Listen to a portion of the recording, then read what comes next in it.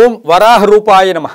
ನಿತ್ಯಭಕ್ತಿ ಕಾರ್ಯಕ್ರಮಕ್ಕೆ ಸುಸ್ವಾಗತವನ್ನು ಕೋರುತ್ತಾ, ನಮ್ಮ ನಿತ್ಯ ಜೀವನದಲ್ಲಿ ಹಗಲು ರಾತ್ರಿ ನಾವು ಹಗಲು ಬಹಳ ಎಚ್ಚರಿಕೆಯಿಂದ ಇರ್ತೀವಿ, ರಾತ್ರಿ ನಿದ್ರೆಗೆ ಜಾರಿಕೊಳ್ತೀವಿ, ಈ ದೇಹಕ್ಕೆ ವಿಶ್ರಾಂತಿ ಕೊಡ್ತೀವಿ.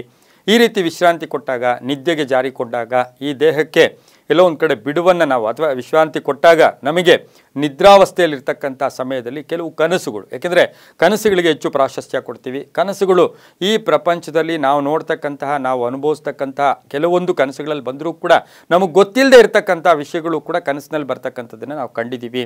ಯಾವುದೋ ಹಳೆಯ ದೇವಸ್ಥಾನ ಇರ್ಬೋದು, ಹಳೆಯ ಜಾಗ ಇರ್ಬೋದು, ನಾವು ಎಂದೂ ಅಲ್ಲಿಗೆ ಹೋಗಿರೋದೇ ಇಲ್ಲ, ಅಂಥದ್ದೆಲ್ಲ ಕನಸಿನಲ್ಲಿ ಬರುತ್ತೆ. ಆದರೆ ಇಂದಿನ ದಿನ ನಾವು ಕನಸಿನಲ್ಲಿ ಪರಿಪೂರ್ಣವಾಗಿ ನೀರು ಬಂದಾಗ ಏನು ಮಾಡಬೇಕು?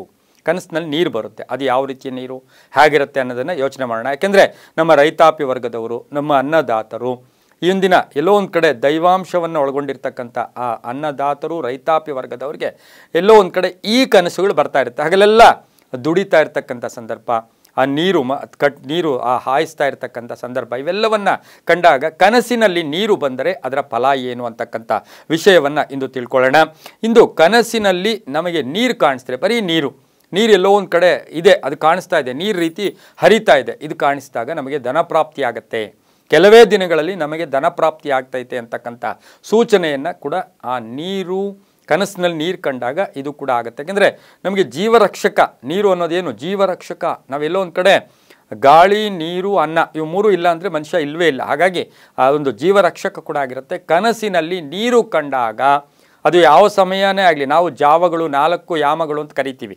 ಎಲ್ಲೋ ಒಂದು ಕಡೆ 6ರಿಂದ 9, 9ರಿಂದ 12, 12ರಿಂದ 3, 3ರಿಂದ ಮತ್ತೆ 6 ಇದನ್ನು ಕಂಡಾಗ ನೀರು ಯಾವ ಯಾಮದಲ್ಲಿ ಕಾಂಡ್ರೂ ಕೂಡ ನೀರು ಧನಪ್ರಾಪ್ತಿ ಆಗುತ್ತೆ. ಹಾಗೆ ಬಾವಿಯಲ್ಲಿ ನೀರು ಅಥವಾ ಬೋರ್ನಿಂದ ನೀರು ಬರ್ತಾ ಇದೆ, ನಮಗೆ ಬಾವಿಯಲ್ಲಿ ನೀರು ಕಾಣಿಸ್ತಾ ಇದೆ, ಕನಸಿನಲ್ಲಿ ಬೋರಲ್ಲಿ ನೀರು ಬರ್ತಾ ಇದೆ. ಎಷ್ಟೋ ರೈತಾಪಿ ವರ್ಗದವ್ರಿಗೆ ನೀರು ಬೇಕು ಅಂತ ಆಸೆ ಪಡ್ತಾ ಇರ್ತಕ್ಕಂಥವ್ರಿಗೆ ಬೋರಲ್ಲಿ ನೀರು ಬರ್ತಾ ಇರ್ತಕ್ಕಂಥ ಕನಸು ಕಾಣಿಸ್ಕೊಂಡ್ರೆ ನಮಗೆ ಅದೃಷ್ಟ, ಸಿದ್ಧಿ, ನಾವು ಬೋರ್ ಹಾಕ್ತೀವಿ, ನೀರು ತಗೊಳ್ತೀವಿ ಅಂತಕ್ಕಂಥ ಸೂಚನೆ ಕೂಡ ಕೊಡುತ್ತೆ. ಅದು ಕೂಡ ಶುಭ ಆಗಿರುತ್ತೆ. ಇನ್ನು ನದಿಯಲ್ಲಿ ಸ್ನಾನ ಮಾಡ್ತಾ ಇದ್ದಾಗೆ ನಮಗೆ ಕನಸಿನಲ್ಲಿ ಏನಾದರೂ ಕಾಣಿಸ್ಕೊಂಡ್ರೆ ನಮಗೆ ಸದ್ಯದಲ್ಲಿಯೇ ನಮ್ಮ ಸಮಸ್ಯೆಗಳು ಇತ್ಯರ್ಥ ಆಗುತ್ತೆ ಅಂತ, ಸಮಸ್ಯೆಗಳಿಂದ ಬಳಲ್ತಾ ಇದ್ದೀವಿ, ಸಮಸ್ಯೆಗಳಿಗೆ ಒಳ್ಳೆಯ ಮುಕ್ತ ಅವಕಾಶ ಅಥವಾ ಪರಿಹಾರ ಸಿಗುತ್ತೆ ಅಂತಕ್ಕಂಥದ್ದು ನದಿಯಲ್ಲಿ ಸ್ನಾನ ಮಾಡಿದ್ರೆ. ಇನ್ನು ನಾವು ಸಮುದ್ರ ಕಂಡರೂ ಕೂಡ ಅದೇ ರೀತಿಯೇ. ಹಾಗೆಯೇ ನಾವು ಸ್ನಾನ ಮಾಡ್ತಾ ಇದ್ದೀವಿ, ನಾವು ನೀರಲ್ಲಿ ಸ್ನಾನ ಮಾಡ್ತಾ ಇರ್ತಕ್ಕಂಥದ್ದು ಏನಾದರೂ ಕನಸಿನಲ್ಲಿ ಕಂಡು ಆ ನೀರಿನಲ್ಲಿ ಆಟ ಆಡ್ತಾ ಇದ್ದೀವಿ ಅಂತಕ್ಕಂಥದ್ದು ಬಂದರೆ ಸಂಪತ್ತು ವೃದ್ಧಿ ಆಗುತ್ತೆ, ಐಶ್ವರ್ಯ ಪ್ರಾಪ್ತಿ ಆಗುತ್ತೆ, ಭೂ ವಿವಾದಗಳು ಹೊರಟೋಗುತ್ತೆ, ಮನೆಯಲ್ಲಿ ಸುಖ ಶಾಂತಿ ನೆಮ್ಮದಿ ಕೂಡ ಸಿಗುತ್ತೆ. ಇವೆಲ್ಲವೂ ಕೂಡ ಒಳ್ಳೆಯದಾಗುತ್ತೆ.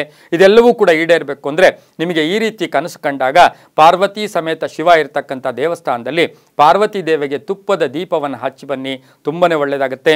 ಎಲ್ಲವೂ ನಂಬಿಕೆಯ ಆಧಾರದಲ್ಲಿ ನಡೀತಕ್ಕಂಥದ್ದೇ ಆಗಿದೆ. ಸರ್ವೇ ಜನ ಸುಖಿನೋ ಭವಂತು, ಸಮಸ್ತ ಸನ್ಮಂಗಳಾನಿ ಭವಂತು.